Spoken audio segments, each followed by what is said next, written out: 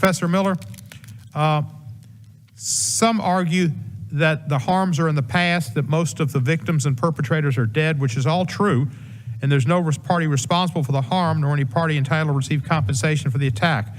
What is your response? Well, my response is that we can still see the ongoing harms of the Tulsa race massacre to this day. Remember, all the families lost all their property in the massacre.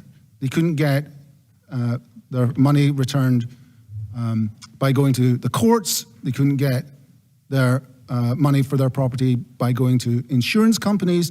And so it was a devastating financial loss for over 10,000 people in Tulsa, Oklahoma. People fled the city. Families were split apart. And so infrastructure was destroyed. And that sort of destruction has continued over time as the city tried to rezone Greenwood, tried to prevent building back. And when people did build back, the city continued to target Greenwood for racially divisive urban development, driving a freeway through the middle of the community, splitting the community apart, dividing it from the rest of Tulsa. So the acts of the city, of the Chamber of Commerce, of the state, of the county, have continued from 1921 to 2021 to target this community. So it's been a continuing problem, and there's been no efforts at any remediation. Is that correct? That's correct. Worse, they've made it worse. And let me ask you this. One of the witnesses, I believe it was Mr. Simmons, said that insurance companies had not honored claims. How did they go about? These were property casualty insurance, homeowners insurance, whatever. How did they go not get compensation? How did the insurance companies get out of it? They said there was a riot clause in the insurance and refused to pay up. And so the insurance companies denied hundreds of people their claims, people who were victims of the race massacre, by claiming that they didn't have to pay because of a riot. Mr. Solomon Simmons, Professor Miller has explained that some of the insurance companies, because of a riot clause, were allowed not to have to compensate the victims. Did the riot clause suggest that they were responsible for the damage? How did that riot clause get interpreted that way and not give them compensation?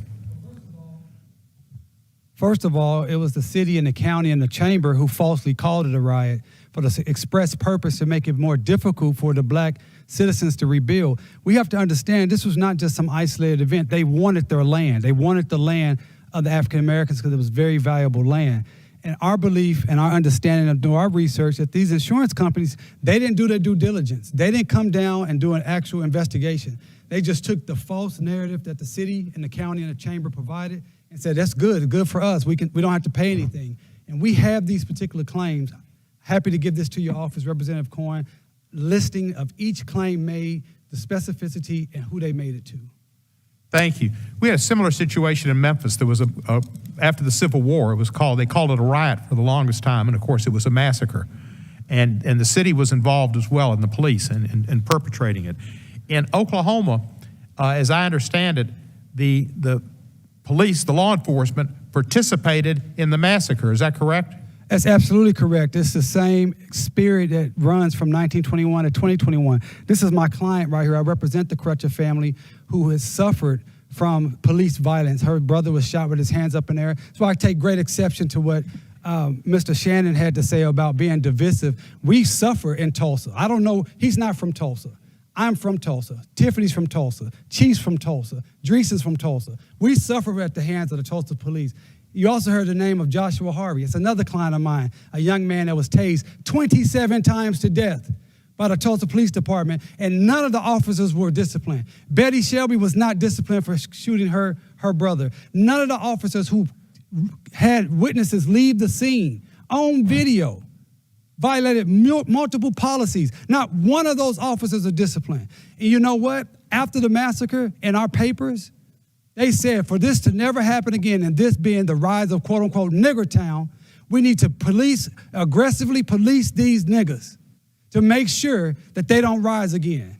That is what we deal with here in Tulsa. That is the over-policing in my neighborhood, North Tulsa, 36